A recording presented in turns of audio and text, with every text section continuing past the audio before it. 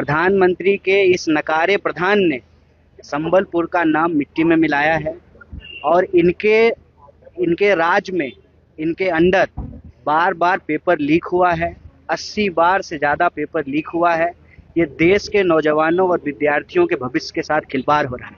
इसीलिए हम संबलपुर आए हैं कि संबलपुर जो उनका लोकसभा क्षेत्र है, वहाँ की आवाम से बात करें और वहाँ के लोगों को बताएं कि कैसे जो है आप जिस व्यक्ति को चुन करके भेजे हैं वो संबलपुर का नाम भी मिट्टी में मिला रहा है, जगन्नाथ जी का नाम भी मिट्टी में मिला रहा है, उड़ीसा का नाम मिट्टी में मिला रहा है और देश का नाम मिट्टी में मिला रहा है। नहीं, ये पूरा सरकारी रैकेट है।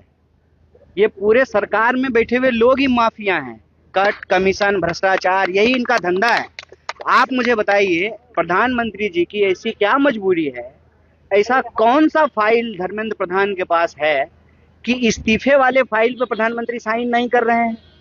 एक मंत्री को बदलने में इतनी हिचकिचाहट क्यों है? और बेशर्मी देखिए, वो जा रहे हैं जय जगन्नाथ जी के दरबार में और कह रहे हैं कि प्रधानमंत्री जी का 12 साल पूरा हो गया, आपका भी कार्यकाल पूरा हो गया है। आपको अगर एक पैसे की भी शर्म है तो आप अपने पद से इस्तीफा दे दीजिए, क्योंकि आप इस देश के विद्यार्थियों और नौजवानों के भविष्य से खेल रहे हैं। आम लोगों के बच्चे, अब बाकी लोग आइए, आप लोगों का आमंत्रण है, आइए कार्यक्रम में। ये संबलपुर स्वतंत्रता सेनानियों और क्रांतिकारियों की धरती है।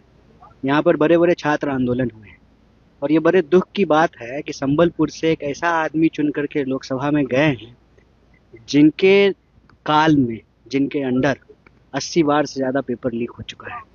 और बेशर्मी देखिए कि इस पर उनके पास कोई जवाब नहीं है कि वो इस देश के छात्रों और नौजवानों के भविष्य से खेल रहे हैं।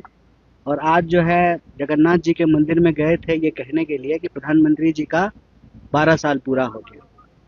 सवाल मन में ये आता है कि ऐसा कौन सा फाइल है धर्मेंद्र प्रधान जी के पास कि प्रधानमंत्री इनके ऊपर कार्रवाई नहीं करते। एक ऐसा निकम्मा शिक्षा मंत्री जो शिक्षा के योग्य नहीं है, ऐसे अयोग्य आदमी को क्यों शिक्षा मंत्री बना करके बैठे हैं? तो हम संबलपुर इसीलिए आए हैं कि जहां से ये चुन करके गए हैं जनता के दरबार में, उनसे ही पूछें कि ये आपका नाम, क्रांतिकारियों का नाम, आंदोलनकारियों का नाम, उड़ीसा का नाम और देश का नाम मिट्टी में मिला रहे हैं।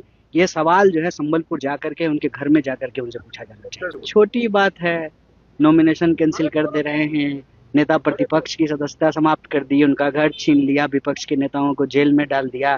तो स्टूडेंट यूथ को जेल में डालना ये तो इनकी असली फितरत है जो सामने आ रही है, जो दिख रही है। ये लोकतंत्र के हत्यारे हैं, लेकिन इनको मालूम होना चाहिए यह देश अंग्रेजों से लड़ा है तो यह आज के अंग्रेजों के सामने झुकेगा नहीं। हम लड़ेंगे, पूरी ताकत से लड़ेंगे।